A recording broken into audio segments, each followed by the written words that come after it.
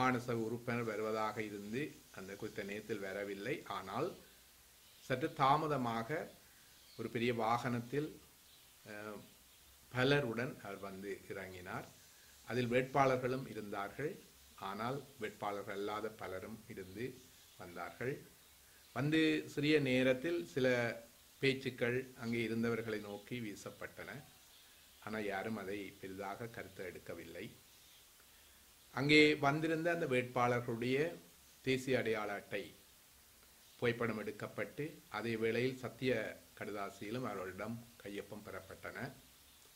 இந்த தேசிய அடையாள அட்டை தொடர்பாக சில தவறுகள் இருப்பதாகவும் அவற்றை சரி செய்ய வேண்டியிருப்பதாகவும், எனவே நாங்கள் புதிய ஒரு படிவத்தை தயாரிப்பது நல்லது, அவற்றை புதிய படிவத்தில் எழுதுவது நல்லது என்ற வகையில் அதை எழுத வெளியிட்டார்கள்.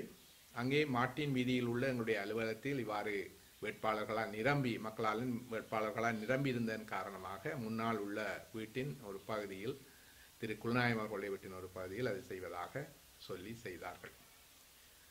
இந்த நேரத்தில் தான் இப்போ நாங்கள் முதல் நாள் இரவு 1 மணியில் எல்லாமே பூர்த்தி செய்து தலைவர் அவர்களுடைய அனுமதியுடன் தான் அந்த பட்டியல் தயாரிக்கப்பட்டது.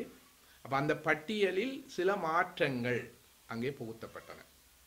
அதாவது பட்டியலில் ஏற்கனவே தீர்மானிக்கப்பட்டவர்களை வெட்டி யாருக்கும் தெரியாமல் வெட்டி புதிய பெயர்கள் உள்ளடக்கப்பட்டன. இதுதான் பிரச்சனைக்கான ஒரு காரணமாகும். துறை சார்ந்த விற்பனர்களையும் அனுபவம் வாய்ந்தவர்களையும் தெரிவு செய்வதா அல்லது அரசியல்வாதிகளுக்கு குடை பிடிப்பவர்களும் கோஷம் போடுவர்களையும் தெரிவு செய்வதா என்பதுதான் அடிப்படையான பிரச்சனையாக இருந்தது.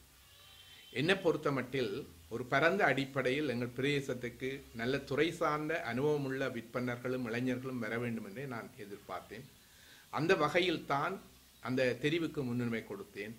ஒரு கல்வி நிர்வாக சேவை அதிகாரி, ஒரு முதல் தர அதிபர், வங்கி முகாமையாளர், சாவச்சேரி வர்த்தக சங்கத்தினுடைய முன்னாள் தலைவரும் தற்போதைய உபதலைவரும், ஒரு நிதி நிறுவனத்தினுடைய முகாமையாளர், அப்ப இப்படியாகத்தான் இந்த தெரிவுகள் இடம்பெற்றிருந்தன. உறுப்பினராக இருந்த ஒருவர் செய்த பல ஊழல்கள் காரணமாக அவரை சேர்க்க முடியாத ஒரு நிலைமையும் ஏற்பட்டது. அப்ப இப்படியான ஒரு நிலையில் தான் நாங்கள் எங்களுக்கு இடையில் சில விட்டுக் கொடுப்புகளை செய்து அந்த இதை தயாரித்திருந்தோம். இந்த தமிழரசு கட்சியில் பல சந்தர்ப்பங்களில் எனக்கு இந்த அவமானங்கள் ஏமாற்றங்கள் வந்திருக்கின்றது என்பது உண்மை. நான் இளைஞர் பருவத்திலிருந்து இன்று வரையும் தேசியம் சார்ந்த செயற்பாடுகளில் ஈடுபடுவோம். எங்களுடைய கட்சி தேசியத்துக்கு விரோதமாக ஏதாவது செய்கின்ற பொழுது இடித்துரைக்கவும் நான் தயங்குவது இல்லை. நேற்றைய சம்பவம் எனக்கு மிக கவலையாக இருந்தது. தொடர்ந்து இவ்வாறான இந்த உள்ளூராட்சி தேர்தல் நடவடிக்கையில் ஈடுபடுவதா இல்லையா என்பது ஒரு கேள்விக்குறியாகவே இருக்கின்றது.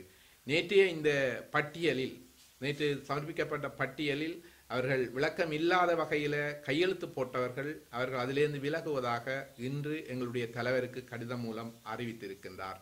அந்த பிரதேச சபைக்கான விண்ணப்பங்களை என்னிடம் மட்டுமே தெரிவு செய்வதற்கான ஒரு வாய்ப்பை தந்தால் மட்டும்தான் நான் அதில் ஈடுபடுவேன். இல்லை என்று சொன்னால் அவ்வாறான வேட்பாளரை தெரிவு செய்கின்ற எந்த பணியையும் நான் எதிர்காலத்தில் செய்ய மாட்டேன். அதே வேளையில் தற்பொழுது இந்த வேட்பாளராக இருக்கின்றவர்கள் பலர் பல்வேறு ஊழல் குற்றச்சாட்டுகளுக்கும் பல்வேறு பிரச்சனைகளுக்கும், குறிப்பாக சில சமூக விரோத செயற்பாடுகளிலும் ஈடுபட்டவர்கள் இருக்கின்றார்கள். எனவே அவ்வாறானவர்களுக்கு எந்த வகையிலும் நான் ஆதரவு தருவதாக இல்லை.